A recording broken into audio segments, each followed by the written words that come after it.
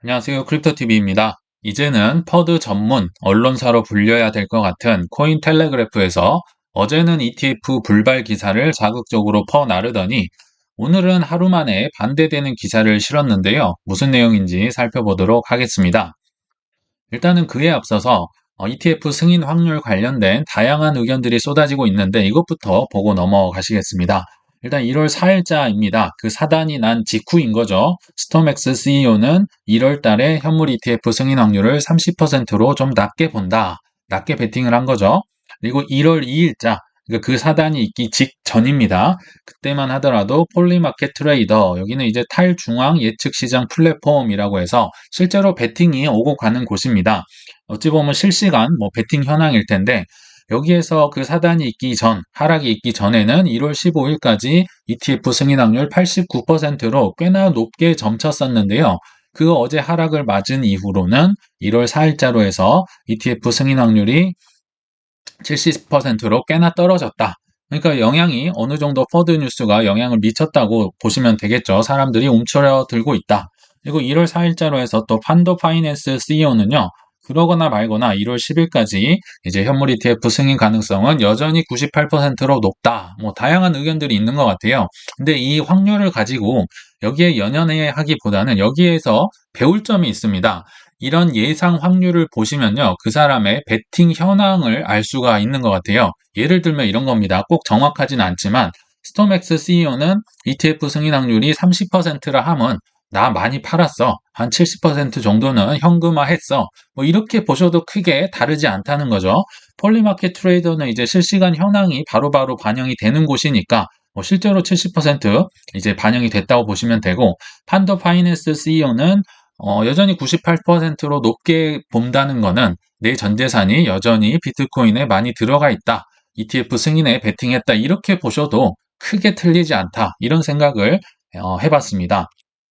자, 이제 본론으로 넘어가서요. 블랙락 관련 기사입니다. 2024년 1월 4일 아침 9시네요. 그 사단이 있던 직후에 나왔던 기사입니다.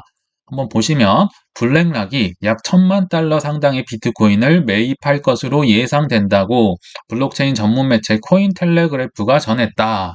어제 그렇게 퍼드 뉴스 퍼다 나르던 코인텔레그래프입니다. 근데 하루 만에 블랙락이 1,000만 달러 1월 달에 살 것 같은데 하는 겁니다. 팩트가 아니라 예상, 추측이라는 거죠. 그러면 그 근거는 어떤 것이냐 한번 살펴보겠습니다. 지난해 12월 23일, 옛날 추억을 가져왔네요. 지난해 12월 23일자로 세이파트라는 전문가가 블랙락이 비트코인 살 것 같은데 하고 트위터에 얘기한 것을 지금 가져와서 근거라고 얘기를 하고 있는 겁니다. 세이파트는 자본 유입이 반드시 ETF의 출신을 의미하는 것은 아니다. 그럴 수도 있고 안 그럴 수도 있다. 이런 얘기인 거죠. 또한 1,000만 달러의 금액 자체도 상당히 표준적이나 변경될 수도 있다.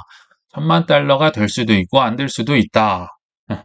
그리고 또 하나 근거가 있네요. 지난해 12월 말 에릭 발추나스, 세이파트가 있고 발추나스가 있죠. ETF 전문가들이요. 근데 이 두 분 정말 좀 수상합니다.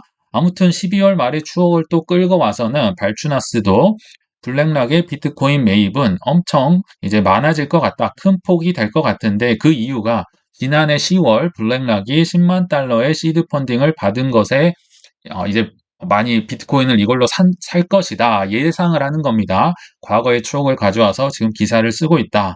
그래서 블랙락이 시드 펀딩을 매입할 날짜가 또 3일에서 5일로 미뤄졌다는 관측도 있었으나 이것마저도 추측에 불과한 상황이다.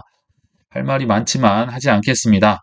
그냥 한마디로 요약하면 일기장을 오려 붙였다. 그러니까 이런 뉴스에 막 왔다 갔다 우리 일희일비하시면 안 된다는 거 말씀을 드리려고 소개를 드렸고요.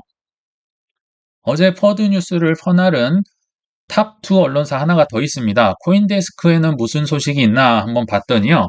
역시나 1월 4일 새벽입니다. 그 사단이 났던 직후에 이제 쌓아 올렸던 기사인데요. 골드만삭스라는 단어가 일단 눈에 들어오더라고요. 골드만삭스가 현물 ETF 참여자로 AP로 이제 참여를 모색하고 있다. 그 대상은 블랙락이나 그레이스케일이 될 것 같더라. 이렇게 얘기를 하는데요. 그마저도 익명을 요구한 소식통들로 이렇게 기사를 썼습니다. 익명 2명이 이렇게 제보를 했다고 합니다.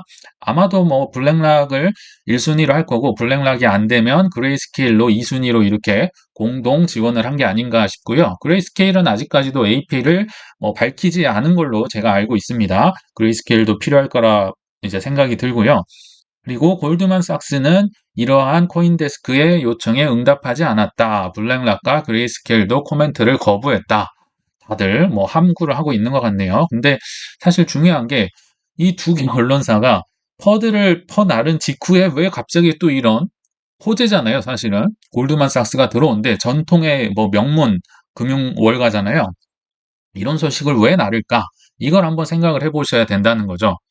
정말 일일비하면 안 된다 다시 한번 느꼈고 또 왜 골드만삭스가 AP로 참여하려는 것일까? 항상 왜를 생각을 많이 해보자고 했는데 그래서 오늘은 골드만삭스에 대해서도 좀 소개를 다시 해드리려고 합니다. 과거 명성은요, 정말 정말 많이 화려했습니다. 예전에는, 지금은 블랙락이 탑 1이지만, 예전에는 뭐 골드만삭스가 거의 압도적인 1위였습니다.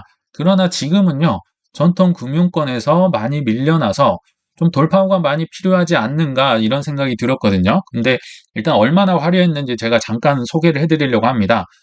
일단 골드만삭스의 별명이 거버먼트 삭스였습니다. 왜냐면요, 워낙 전현직 정부 관료들이 전 세계적으로 많이 있었기 때문입니다. 그 출신들 제가 몇 명만 가져왔습니다. 다 찾기도 어려운데요. 일단 게리 겐슬러 골드만삭스 출신이고요. 전 뉴욕, 전 댈러스, 전 미니애폴리스, 전 필라델피아 총재 다 여기 골드만삭스 출신입니다. 전 재무장관이죠. 헨리 폴슨 그 뭐 20% 넘게 금리 올렸던 그분 그리고 문우신 다 재무장관 골드만삭스 출신이고요. ECB 총재 마리오 드라기 많이 들어보셨을 겁니다. 그리고 전 영국 중앙은행 총재 그리고 현 수낙 총리도 골드만삭스 출신으로 알고 있고요. 수많은 전 세계적인 정부 관료들이 다 골드만이다. 그러니까 걸버먼트 삭스였던 겁니다. 또 대우도 엄청났죠. 연봉도 1위고 수익률도 1위고 뭐든지 다 1위를 차지했었습니다. 한 2015년까지는 거의 압도적인 원탑으로 보시면 좋을 것 같은데요. 이게 조금씩 균열이 가기 시작했죠. 왜냐하면 최근에 금리가 올라가면서 이제 타격이 커진 것 같긴 한데요. 대출 부실이 드러났었고 신용카드 연체율이요 3%에 육박했다고 합니다. 이게 1%만 돼도 어마어마한 거거든요. 근데 3%라 하면 정말 떼인 돈이 많더라. 그리고 뭐 감봉도 하고 퇴사도 많이 시키고 하니까 이 골드만삭스의 체면이 지금 말이 아니다. 그리고 또 하나 제가 말씀드리고 싶은 게요. 아까 첫 부분에서 말씀드렸죠. 그 사람의 예상하는 것을 보면 그 사람의 베팅 수준이나 상황을 알 수 있다. 이 금리 인하 베팅에도 똑같이 적용이 됩니다. 이제 2024년에 페드가 어떻게 금리를 인하할지, 언제 인하할지랑 얼마나 인하할지에 대해서 각 이제 그 금융기관들이 예측을 한 게 있는데요. 이렇게 보시면 좋을 것 같아요. 일단 금리, 첫 번째 금리 인하가 3월이라고 하는 분들이 있고, 뭐 6월, 7월 다양할 거잖아요. 근데 3월이라고 할수록 제가 볼 때는 조금 심각하다. 재정 상태가 좋지 않다. 왜냐면요, 빨리 봄날이 오세요. 이렇게 지금 주장하고 있다. 내 상황에 맞게 예측을 한다고 말씀을 드렸잖아요.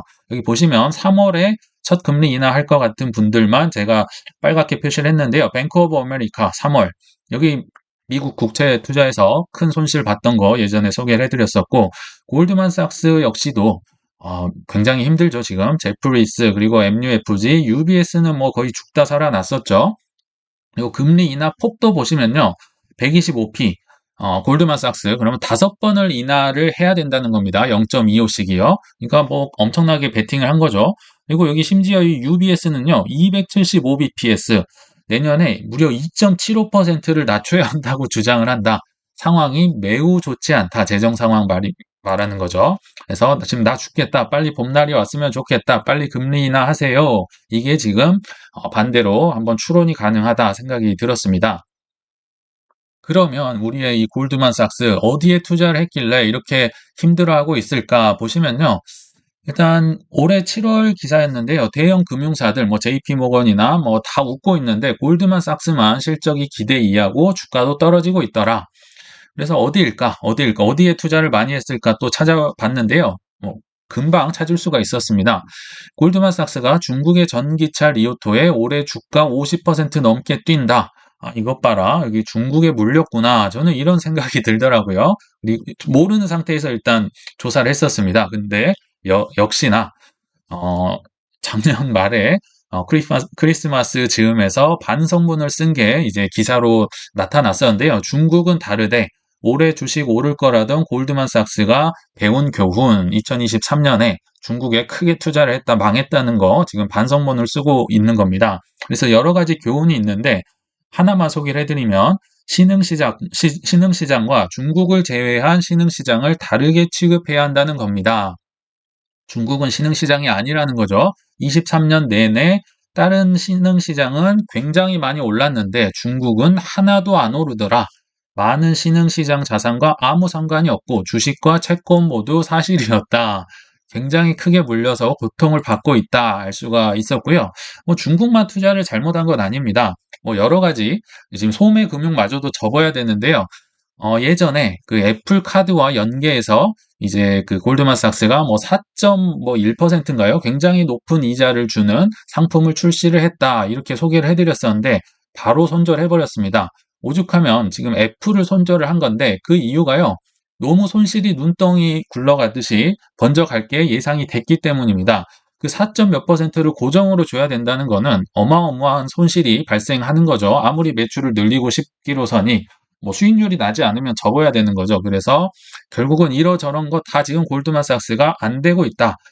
마지막으로 살기 위해서 지금 AP로 블랙락과 그레이스케일에게 손을 내밀고 있다.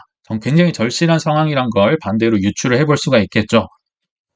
어, 그리고 이제 마지막인데요. 여러 가지 이런 전망 속에서도 뚝심 있게 가시는 분들이 계십니다. 개인적으로 멋있다는 생각이 드는데요. 일단 번스타인이라는 기관이 있죠. 이제 1월 3일자로 해서 이런 하락이 있기 전에 기사입니다. 뉴스에 팔지 말고 하락을 사라. 비트코인 25년 150K 간다. 15만 불 간다는 거죠. 근데 이제 하락을 맞은 직후에도 1월 4일자에도 새 랠리를 반납하긴 했지만 번스타인은 저가 매수 기회다. 뭐 이 기관이 뭐 도덕성 논란을 떠나서 그냥 한결같이 주장을 하는 게 저는 마음에 들어서 일단 소개를 해드렸고요. 한결같은 분 하면 이분을 빼놓을 수가 없죠. 마이클 세일러가 1월 3일자로 해서 2,800억 원 상당의 마이크로소프트 주식을 매각했다. 52주 신고가를 기록을 한 것도 있는데요. 얼마나 비트코인에 대한 믿음이 셌으면 자기가 만든 회사 주식을 팔아서 비트코인을 또 삽니다. 이분은 비트코인이 싸든지 비싸든지 무조건 사는 분이다. 그걸 또 비트코인을 담보로 해서 또 사고 또 사고 참 이분 대단한 것 같습니다. 좀 위험하긴 하죠. 우리가 따라하기에는. 그리고 하나 좀 안심이 될 만한 데이터를 소개를 해드리면 1월 16일자 만기 행사가 5만 불쯤에 콜 옵션이 미결제 약정이 집중돼 있다. 제가 3월에도 이렇게 콜 옵션이 쉽게 말하면 올라간다는 거죠. 그게 많이 베팅이 됐다고 이제 기사를 봤던 기억이 나는데요. 이런 거 저런 거 다 지나간 1월 26일자에도 약 행사가 5만 불의 콜 옵션이 몰려 있다는 것은 비트코인이 1월 말까지 해당 가격 이상으로 오를 거라는 이제 베팅이 많다는 것을 시사한다. 뭐 조금은 안심이 될 수도 있을 것 같죠. 많은 사람들이 여전히 이제 가지아에 베팅을 하고 있다. 실제 돈으로요. 이런 생각이 들었습니다. 그럼 또 이런 질문이 계실까 봐 제가 높아심의 말씀을 드리면요. 제가 왜 뭐 10% 매도를 했냐, 뭐 이런 얘기를 하니까 많은 분들이 여쭤보시는데요. 이게 정답이 아닙니다. 이거는요, 그냥 제 멘탈을 위해서 제가 하는 거예요. 제가 해보니까, 폭락이 만약에 엄청 우리 맞아봤잖아요. 근데 현금이 없으면 견디기가 좀 힘들더라고요. 기분도 매우 안 좋고요. 그래서 제 멘탈을 위해서 10% 정도를 현금으로 가져왔고 팔았다는 거지요. 이게 정답은 아니다.